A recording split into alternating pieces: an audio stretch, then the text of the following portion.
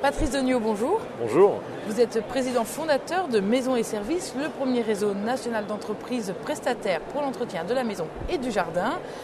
Pouvez-vous nous présenter en quelques mots, en termes d'implantation, d'effectifs et de cœur d'activité, votre entreprise Maisons et Services? Écoutez, Maisons et Services a donc été créé en 1999. Nous sommes un réseau d'entrepreneurs indépendants de proximité, c'est-à-dire que nous sommes bien chacun propriétaire de notre entreprise et puis à travailler auprès de nos clients. Il n'y a aucune concurrence entre nous, puisque nous avons chacun une exclusivité de territoire.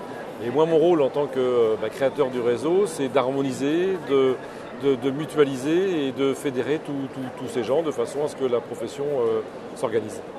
Alors, 1999, nous sommes en 2009, donc 10 ans déjà. Oui. Racontez-nous la genèse de Maisons Pourquoi et Services. Écoutez, je crois que je suis tombé dedans quand j'étais tout petit. Moi, j'ai démarré dans la propreté industrielle il y a près de 25 ans, donc dans la propreté des locaux.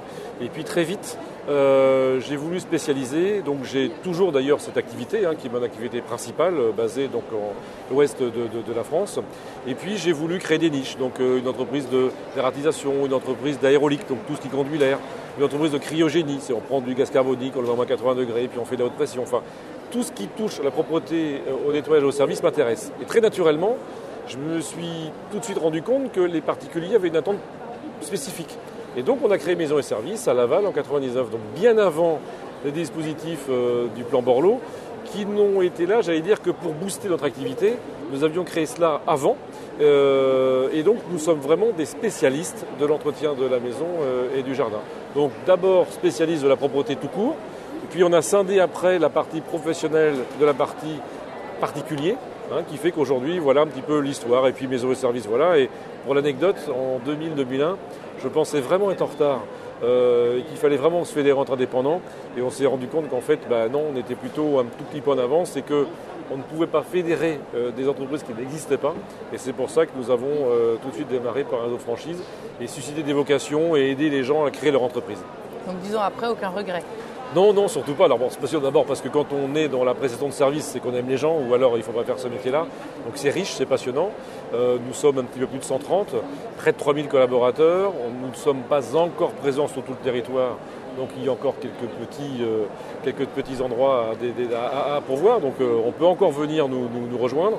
Mais nous occupons aujourd'hui 70% du territoire. Donc 70% des Français ont accès à Maisons et Services. Le plus beau moment de votre carrière d'entrepreneur? C'est une bonne question. Alors, je veux dire les plus beaux moments, et c'est le plus récent, puisque j'ai eu l'honneur et le privilège d'être élu manager de l'année par les dirigeants Combien-Trop de France de la Mayenne.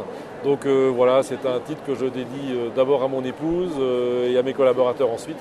Voilà, mais ça c'est qu'un symbole, et c'était le plus récent. Sinon, des beaucoup de moments, il y en a plein. Je crois que quand on a la chance d'être dans ce métier, c'est les rencontres. Alors bien évidemment, il y a plein de difficultés, il y a comme toujours, alors vous savez, c'est le verre à moitié vide, à moitié plein. Il y a des gens qui vont le voir à moitié vide, j'y peux rien, moi je le vois toujours à moitié plein, et vraiment c'est très riche. C'est un métier très riche de rencontres et très passionnant. Si vous deviez donner un conseil ou plusieurs conseils à des personnes qui hésiteraient encore de se lancer dans le monde du secteur de service à la personne, dans l'entrepreneuriat? Écoutez, alors là, c'est l'élu chambre de commerce qui va prendre la parole. Je crois d'abord qu'on ne s'improvise pas entrepreneur. Alors, on peut bien sûr se former, on peut se perfectionner, mais déjà, je pense qu'on l'a au plus profond des tripes. Et puis, on ne peut pas non plus aller dans un métier qu'on ne connaît pas. Quand on parle de service à la personne, c'est tout simplement presque stupide, tellement il y a tellement de métiers. C'est comme si vous me disiez, tiens, vous êtes dans le bâtiment. Bon, carreleur, menuisier, peintre, ébéniste, il y a peut-être 50 métiers, j'ai jamais fait la liste. Donc, bien choisir son métier, se spécialiser et essayer de voir pourquoi on va réussir. C'est-à-dire, qu'est-ce que je vais avoir, est-ce que je suis assez compétent pour percer dans un métier, et si on n'a pas cette compétence-là, bien on peut toujours l'apprendre, se rapprocher d'un réseau. L'impossible lui est tenu, mais par contre il faut travailler, il faut être sérieux, il ne faut pas se mentir, et d'être en réseau, ça aide. Patrice Degnaud, je vous remercie. Je rappelle que vous êtes le président fondateur de Maisons et Services. Merci de nous avoir raconté votre histoire, votre expérience. À bientôt. Merci à vous, au revoir.